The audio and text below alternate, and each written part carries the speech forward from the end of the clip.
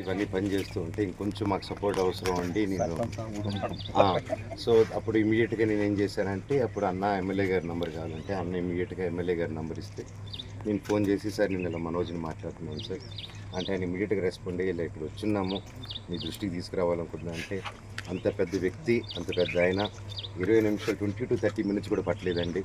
ఆగ మేఘాల్లో వచ్చి ప్రతిదీ చూసుకొని ఆయన కూడా దండాలు పెట్టుకొని ఇమీడియట్గా సర్పంచ్ గారికి ఫోన్ చేయడం జరిగింది. ఆయన రావడం అండ్ థ్యాంక్ యూ సార్ సపోర్ట్గా నిలబడినందుకు. అండ్ మేము కూడా ఇక్కడ మా ప్రయత్నం నేను కుటుంబ సభ్యులతో మాట్లాడి ఇక్కడ ఇంత ప్లేస్ని ఏదైనా స్పోర్ట్స్ గానో పిల్లల క్రీడా గానో, ఎందుకంటే గురువు గారికి మా ఆంటీ గారికి ఎప్పుడు జనాలు, ఎప్పుడు 10 మంది, ఎప్పుడు హోలాలో ఉండేది. సో ఇది ఉత్త పార్క్గా కాకుండా దీని ఏదైనా యాక్టివేషన్ చేస్తే బాగుంటుంది చుట్టుపక్కల పిల్లలు ఆడేది అనేది నా కోరిక. అది జరగాలని చూస్తున్నాను. మా అంకుల్ దాసనారాయణరావు గారు, మా ఆంటీ పద్మ గారు ఎక్కడున్న వాళ్ళ ఆత్మ సాధించాలని మిస్ యూ అలా. Thank you. అందరికీ నమస్కారం. ఈరోజు దాసనారాయణరావు గారి, మా గురువు గారి వర్ధంతి. అండ్ వాస్తవంగా చెప్పాలంటే నాకు ఈరోజు వర్ధంతి అయిన సంగతి నాకు గుర్తులేదు. అది నిజం.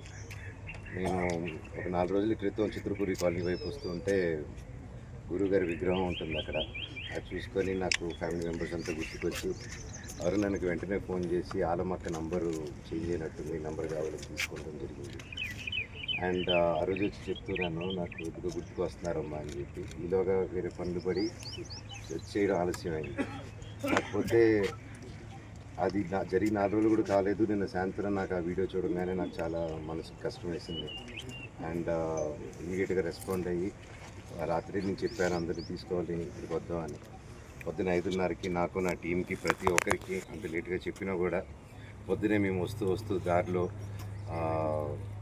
సిబ్బందిని ఎక్కించుకొని వచ్చి, కార్మిక సిబ్బందిని ఎక్కించుకొని వచ్చి మా కారులోనే వెనకాల అంతా తీసుకొని వచ్చి పొద్దునే వెంటనే యాదగిరి అన్నకు ఫోన్ చేస్తే అన్న తెల్లారుజామునే ఫస్ట్ రింగ్తోనే ఫోన్ ఎత్తి ఇమీడియట్గా రెస్పాండ్ అవ్వడం జరిగింది. ఇక్కడ ఇమీడియట్గా జేసీబీ అరేంజ్ చేశారు అన్న. నిజంగా అన్న అంత తెల్లారితో మీరు ఇవన్నీ చేయడం thank you so much. And JCB అనే కాదు, ప్రతి ఒక్కటి ఇక్కడ టెంట్లు కావాలన్నా, కుర్చీలు కావాలన్నా అన్నకు ఒక, ఎందుకంటే బాగా ఎండ అయిపోయింది 11 గంటలకంతా. అండ్ దాదాపు ఒక 20 మంది పనిచేస్తూ ఉన్నాం. చెప్పంగానే ఒక టెంట్లు, కుర్చీలు అండ్ ప్రతి ఒక్కరి ప్రొడక్షన్ వాళ్ళకి ఎవరైతే నా మాట వరకు వచ్చి అందరికీ ఇక్కడ ఫుడ్ కానీ సదుపాయాలు ఇచ్చినందుకు ప్రతి ఒక్కరికి ధన్యవాదాలు. మీరు గురువుగారి కోసం ఇంత అభిమానం చూపిస్తున్నారు. అండ్ నా గురువుగారి గురించి చెప్పాలంటే ఆయన ఒక గొప్ప దర్శకుడు, గొప్ప డైరెక్టర్, గొప్ప యాక్టర్, గొప్ప screen play writer and what not, editing దగ్గర నుంచి, మ్యూజిక్ దగ్గర నుంచి, డైలాగ్స్ దగ్గర నుంచి ప్రతి 24 క్రాఫ్ట్స్ అంటే 24 క్రాఫ్ట్స్లో ఆయన రాణించారు. ఆయన అంతకంటే అది అందరికీ తెలిసిన విషయం. కాకపోతే నాకు అంతకంటే ఎక్కువ నా కుటుంబ సభ్యుడు, నా గురువు గారు, నా తండ్రి సమానం. ఆయన కానీ, పద్మ గారు కానీ, మా ఆంటీ.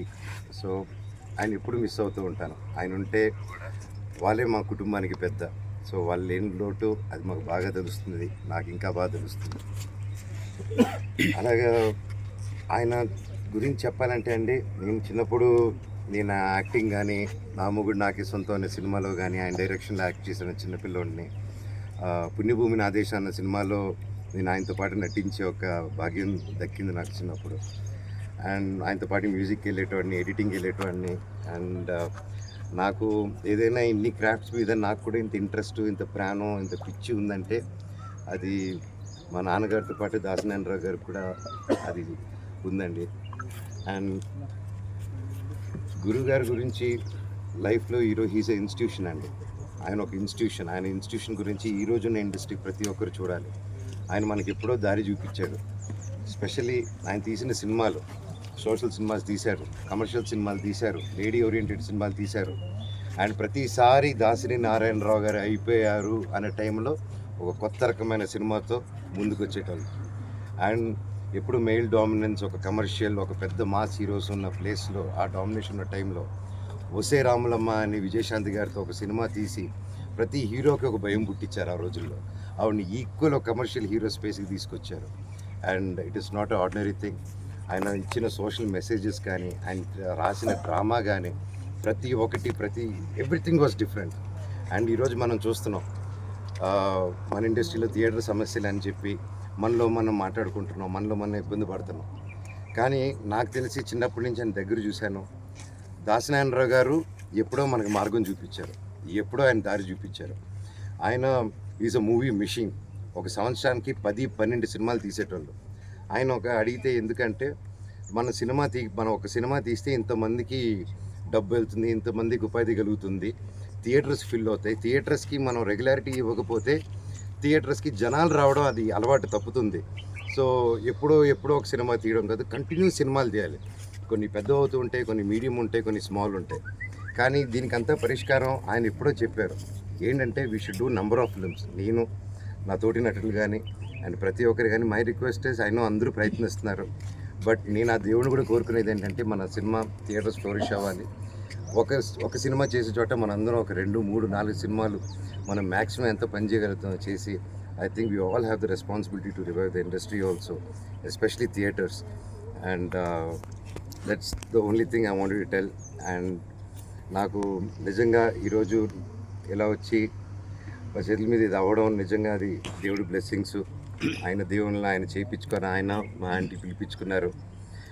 అలాగే తెలిసింది ఏంటంటే ఎవ్రీ ఇయర్ వాళ్ళ ఫ్యామిలీ మెంబర్స్ కూడా ఆలమ్మక్క కానీ బావగారు కానీ అండ్ అరుణ్ అన్న కానీ ప్రతి ఒక్కరు వచ్చి వాళ్ళు చేస్తూ ఉంటారు.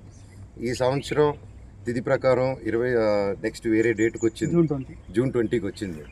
సో యూజువల్లీ అందరూ ఈ టైంకి అనుకుంటారు కాబట్టి అనుకున్నారని విన్నాను. సో తిథి కోసం వెయిట్ చేస్తూ డిలే అయింది తప్ప అండ్ దీంట్లో ఎవరిని తప్పు పట్టేదానికి లేదు, ఒకరిని ఇది చేసేదానికి లేదు. ఇది it was just mislook by everyone. ఇందులో నేను కూడా బాధ్యత తీసుకుంటున్నాను.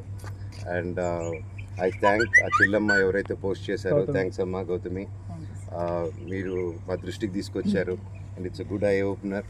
అండ్ మన పెద్దల్ని మనకి ఎంతో జీవితాన్ని చూపించినటువంటి గొప్ప వాళ్ళని అండ్ దాసనారాయణరావుని డైరెక్టర్ గారు is not ordinary person, is institution. దీని గురించి అందరూ తెలియాలి. ఆయన అన్ని సినిమాలు చేశారు. ఆయన ఉన్నంత వరకు ఇండస్ట్రీలో ఏ ప్రాబ్లం ఉన్నా ఒకే ఒక వ్యక్తి దాసనారాయణరావు గారండి. అండ్ నేను చూసేటోండి కొంచెం వేల మంది వెయిట్ చేసేటోళ్ళు ఆయన కోసం. జస్ట్ ఆయన దగ్గరికి వెళ్తే పరిష్కారం అయిపోతుందిరా అని చెప్పి. అండ్ ఆయన వెళ్ళినప్పటి నుంచే మనకి ఆ ప్లేస్ ఫిల్ చేసేదానికి అండ్ ఆ జనరేషన్ అన్ని క్రాఫ్ట్ గ్రిప్ ఉన్న వాళ్ళు ఇట్స్ డిఫికల్ట్ అండి, యుగానికి ఒకరు. అందుకే ఈజ్ ఇన్స్టిట్యూషన్. ఆయన చూసి మనం చాలా విషయాలు నేర్చుకోవాలి. వచ్చే తరానికి, కొత్త నటులకి, కొత్త వారికి, కొత్త డైరెక్టర్స్కి, కొత్త రైటర్స్కి దయచేసి ఆయన చేసిన హిస్టరీ చూడండి, ఆయన చేసిన సినిమాలు చూడండి, ఆయన ఏ విధంగా ఇండస్ట్రీని ముందుకు తీసుకెళ్లారో చూడండి. ఆయనే మనకు పరిష్కారం ఇచ్చారు. Thank you so much and I love you all. Thank you.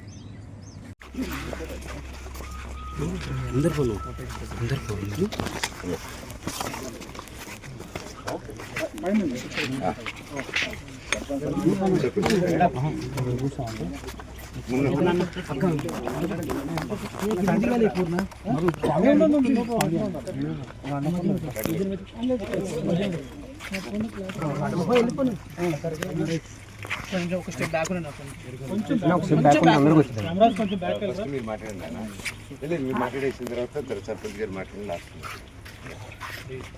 Morning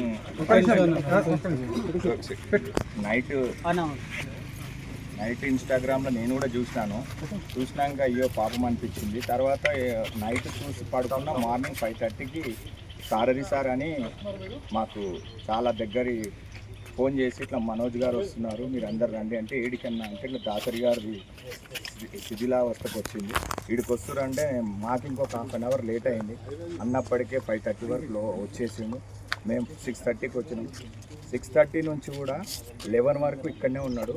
ఇక్కడ ఉండి కంప్లీట్ అందరికీ లేబరు, జేసీబీ, డోజరు అన్నీ కూడా అతనే చూసుకొని మేము 7కి వెళ్ళి వస్తున్నాం, మనకు టిఫిన్స్ తెస్తామంటే కూడా టిఫిన్స్ వద్దు ఏమొద్దు అని అందరికీ టిఫిన్ పెట్టించిండు. బాటిల్స్, వాటర్ బాటిల్స్, జ్యూస్ అన్నీ కూడా ఇచ్చి దగ్గరుండి చూసుకున్నా. కానీ ఇది ఎప్పటికి కూడా వాళ్ళ కొడుకులు చేసిరో లేదో కానీ ఆ పుణ్యం నీకైతే వస్తుందన్న. ఎందుకంటే అది ఈ రోజైతే ఆ పెద్ద మనిషికి ఇంతటి అది చేసినందుకు ఎప్పుడెప్పుడు రుణపడి ఉంటామన్న మీకైతే.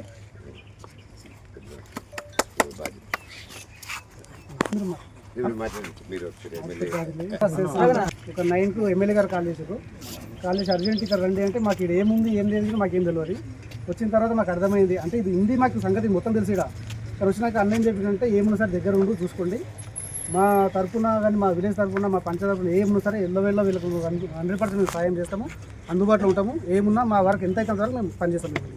ఇంతకుముందుకి నా పెద్ద ఆయన ఉన్నప్పుడైనా మా ఊరికి చేసిండు, ఆయన ఎంపీ ఉన్నప్పుడు కానీ సెంట్రల్ మినిస్టర్ ఉన్నప్పుడైనా మా వాళ్ళు సీసీ రోడ్లు కానీ డ్రైనేజ్ వర్క్ కానీ పెద్ద మంది చేసిండు. మాకు అదేమంటారు ఆ విశ్వాసం మాకుంది, మా వరకు ఎంత అయితే అంతవరకు మేము 100% మీతో ఉంటాం మేము.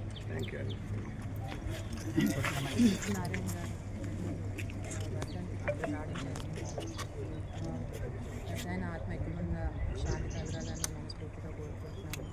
దాసనారాయణ గారు అంటే ఫిల్మ్ ఇండస్ట్రీకి పబ్లిక్ సర్వీస్కి తెలిసిన పేరు. వారు తీసిన ఎన్నో సినిమాల్లో ఎన్నో సోషల్ మెసేజెస్ పాస్ చేశారు, ఎంతోమందిని ఇన్స్పైర్ చేశారు, ఎన్నో ఇన్ఈక్వాలిటీస్కి ఒక వాయిస్ లాగా నిల్చున్నారు. అలాంటి పెద్ద ఆయన వర్ధంతికి మేము ఈరోజు రావడము మా బాధ్యత. అలాగే సోషల్ మీడియాలో ట్యాగ్ చేయడం మనోజ్ గారిని ఏదో పెద్ద ఆయన నిజంగా అంటే పిలిపించుకొని మనోజ్ గారి చేతుల మీద ఇది చేయించుకున్నట్టు అనిపించింది. మనోజ్ గారు కూడా ప్రతి సందర్భంలో దాసనారాయణ గారిని గుర్తు చేసుకుంటూ ఉంటారు. అండ్ మనోజ్ గారికి ఉన్న ఎన్నో టాలెంట్స్ ఐ థింక్ దాసనారాయణ గారు కూడా ఒక ఇన్స్పిరేషన్. ఇన్ని అంటే స్టంట్స్ అని కాదు, రైటింగ్ అని కాదు, ఎడిటింగ్ అని కాదు, ఎన్నో కళలకి మనోజ్ గారు కూడా ఒక ఇన్స్పిరేషన్ లాగా నిలిచినారు దాసనారాయణ గారు. వారి ఆత్మ ఎక్కడున్నా శాంతి కలగాలని మనస్ఫూర్తిగా అందరం కోరుకుంటున్నాం.